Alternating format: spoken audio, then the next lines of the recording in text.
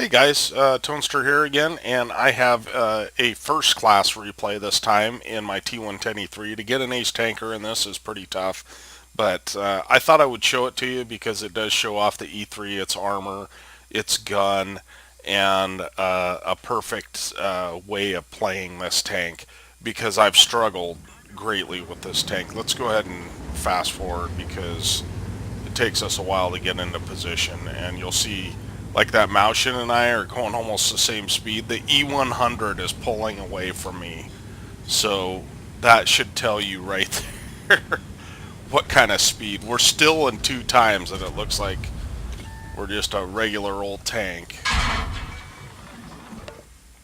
So we're sitting behind the E100, which is good, and we're just trying to hit that overmatch spot on the 257.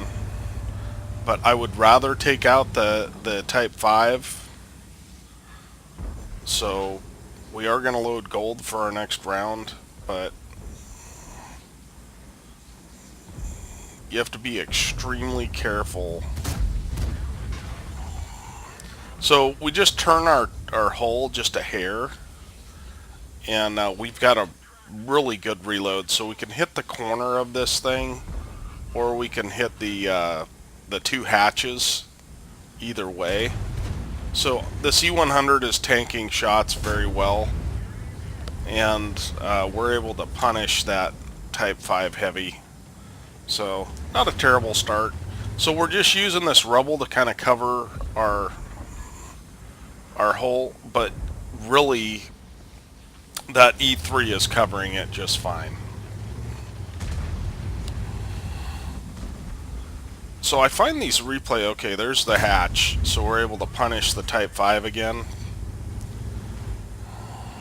And the ISM is firing HE. This thing will bounce HE from Arty sometimes. If they hit the front, it will bounce it. Or absorb it, or whatever you want to call it. But so we are using a generous amount of gold because I need to have gold loaded in case that Type 5 fires or comes out. And that Type 5, I don't know if he thinks he's safe there or if he got tracked. It looked like he might have got tracked there. So we're up to 3,000 damage, and that happens quite a bit. And I do notice that they've got an E3 in the other on the other side, but I really want to take out this Type 5. And I don't take that shot because it's such a low percentage shot. But if we can get rid of this Type 5, I don't mind pushing that E3. As it turns out, I think I turned before they... Oh. Type 5 does die, and we're just going for a lucky shot here. No dice. So now I decide I'm going to turn on the E3. And I run food on this because as long as you are facing the enemy and they don't have your engine deck, you're not going to get lit on fire in this. And I have a fairly skilled crew, and I noticed that the E3 has fired. So I'm going to take my time, aim in, and finish him off. So yes, the gold rounds are real in this. 300 pen, unfortunately, is not enough to go through a Type 5 regularly. And you can notice I'm just sitting out in front of a 257 and T30 because I'm that confident in the armor in this.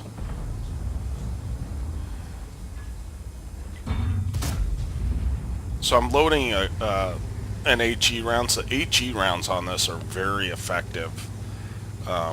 This has 155 millimeter, so I want to say it'll do close to the same damage that a Type 5 will. So we're just trying to get a lucky shot there. But we're up to 4,400 damage, and now I've got a completely hull down position here and I make a mistake, I am, and it did not look like that on my screen. Of course, this is server, so he was barely in my view range, or in my, and I messaged him after the game and he's like, yeah, no problem. So it does work out that we use one of our HE rounds to take out the T30, and it's still a very close game right now.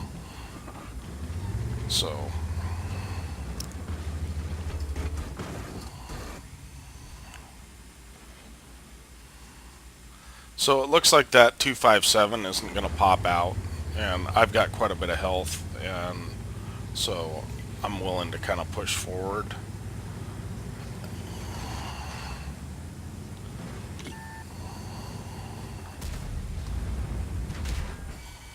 And I am pushing a little too hard, but I want to make sure and bully this defender.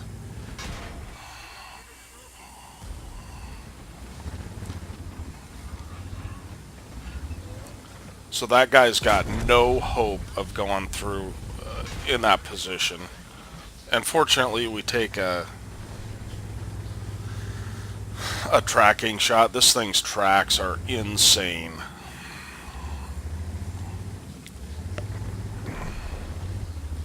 So if that 257 dies, I'm going to go after their T44.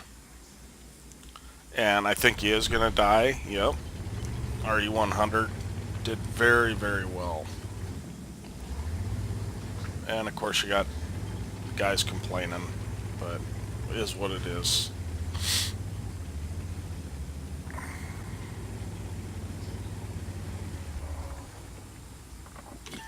So this T44 is pretty brave sitting out in front of me because I can pen him regularly in the turret. There is a 430 out there, so we're up to 6,200 damage right now. So I don't mind being the tip of the spear again, as I've said before. This guy, I mean, there's another kill. Even with gold rounds, he's probably a 50-50 to go through my lower plate. That's how much armor this has.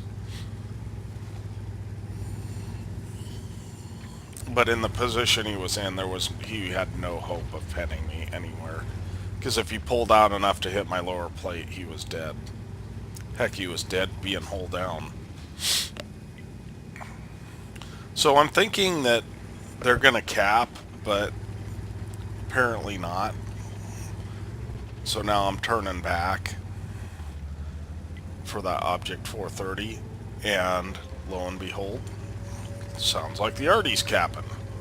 So we're up to 6,900 damage. We've only blocked 3,100 because a lot of times people don't even bother shooting at you if you're in this thing. I mean, they wait to kill all your support and then kill you, and that's the way that you die most of the time. So the last final tank is a, what is it? It's a Lorraine 155, and he's just given up on life, basically. And so that's the end of the replay. We ended up with 5 kills, 7,300 damage, 3,100 blocked.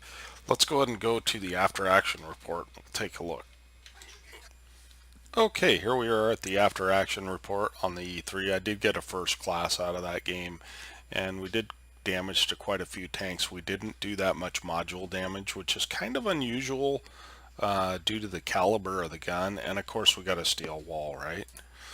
So we did 7,300 damage, as we mentioned before, 1,191 base XP, and 5 kills.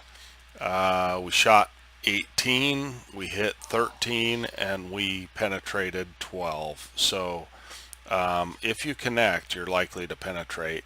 I was firing some kind of dodgy shots, and maybe I shouldn't have done that, but anyway, we we did damage our ally, and I messaged him after the game, and he said, "No worries, you carried the game, good game." So things happen sometimes. We lost 52,000 credits, which is not unusual. Because in that thing, I do fire a lot of gold because you're facing the most heavily armored tanks, and with 300 pen and 25% RNG, you could have a 225 pen roll against a Type 5 heavy. So you mitigate that by using gold rounds, and every shot counts in the E3. And the E3 does best in longer games because of the long reload and the fact that you're fighting really tough tanks. So I hope that helps. The mid-range combat is really the way to go with this thing. And we'll catch you next time. If you'd like to subscribe, please do for more tank action. The like button's over there if you'd like to like the video, or the dislike button is right over there. We'll catch you later.